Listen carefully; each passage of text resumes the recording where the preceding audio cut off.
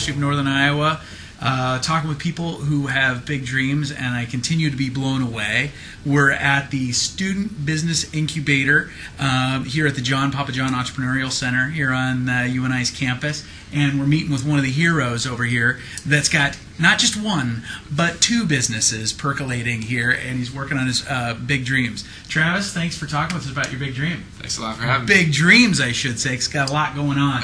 Tell us a little bit about one of those big dreams that's happening for you already. Well, basically, I just quit my job to do these full time, so they're going all right. But one of them it's called Sin Clothing LLC. We're a streetwear company. We started as a fightwear company not too long ago as well. Mixed martial arts side of things are really, the popularity is exploding, but we don't want to pigeonhole ourselves, so we've been trying to branch out to other extreme sports and musicians and sponsoring all those kinds of people as well. So that's all going great. We're in talks with major retailers right now. Can't actually release any details, but we'll update the video once they're at Macy's or wherever. Sure. We'll let y'all know. That's awesome. So, and you just got some stuff back, some things being imported and all that kind of stuff. We just started going through a new manufacturer out of Pakistan. You're actually not a lot of people see this, but this is the way that some of these companies package their gear. I mean, the gear itself is all great. The packaging, it's kind of a little bit to be desired, but that's what you got to do. That's how we keep our prices low. That's right. That's how we keep our costs down. That's beautiful. And that's kind of the behind the scenes on working on big dreams. That's the thing I would imagine you've experienced. A lot of times when people think about those big dreams, they think maybe it's all just going to be nice and clean and not messy. But sometimes it's just messy, isn't it? It really is. I mean, we've got things coming out and coming in all the time.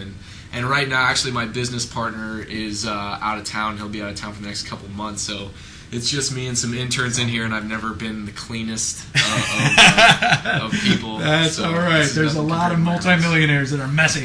That's beautiful. So why did you get into this? Why did you start Sin Clothing? I kind of, honestly, it's not what I should say, but I've always had kind of a problem with authority, and that's all right. All my bosses and I in the past have kind of butted heads. I wanted to do my own thing. Along? Yeah.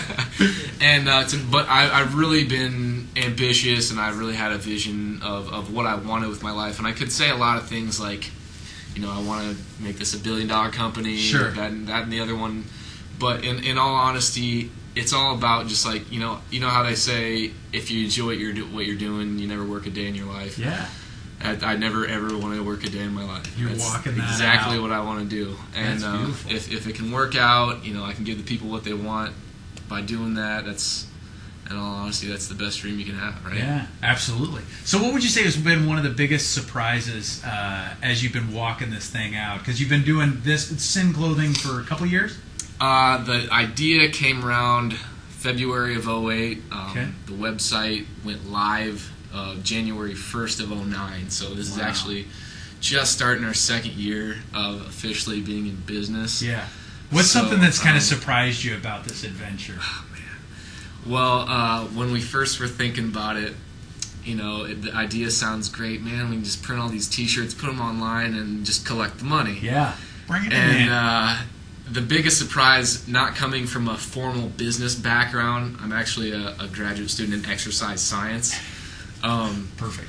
Yeah, it's just how much work it is and how much you have to learn. Thankfully, in entrepreneurship, it's not what credentials you have, but what knowledge you gain that makes the big difference. So, I mean, I'm just kind of a nut for reading books and just taking in as much knowledge as I can, putting it to use, and then honestly outsourcing a lot of it to other people. So, just basically how much work it takes to get started. That's beautiful, though. But I'm hearing got to be willing to work hard, but also be in your sweet spot and Definitely. Work with people that their sweet spot complements your sweet spot. Absolutely. That's beautiful. So, so there's probably going to be a lot of students watching these. There's going to be probably a lot of people just in general watching these. But especially for the students that are sitting there that are thinking about maybe a dream of their own, what would be a piece of advice that you'd want to share with them as they're thinking about it? Maybe to inspire them, or maybe to make them think. What would be something you'd want people to, or maybe even something you wish somebody had told you? Honestly, when you're first, when you first have an idea, everybody thinks that they have some really good ideas.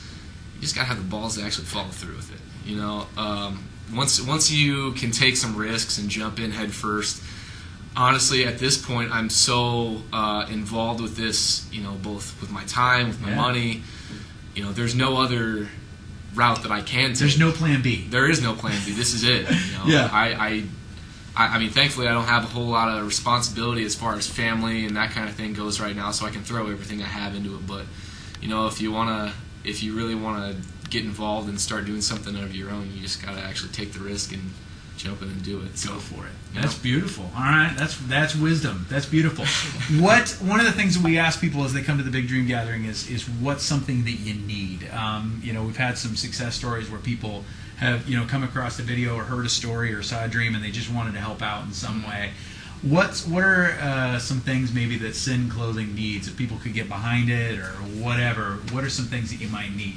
Money. All right. Honestly, if you can find funding, you can do darn near anything. Yeah. That's unfortunately one of the most difficult things to do when you're starting up, because banks and investors want to know that they're going to get their money back. Yeah. So any kind of bootstrapping that you can do, strategies to keep your costs low initially, pre-orders. That's the best thing. The toughest thing to get is money, and that's what gets you anything. So, I could go on and on about drive and determination and everything, but at the end of the day, business is all about money. So. Yeah, that's beautiful. All right, so if you got cash and you want to send it Travis's way, then click comments. But also, if you got ideas, encouragement, connections for him, click on comments and just leave him a little bit of encouragement that way. So that's beautiful.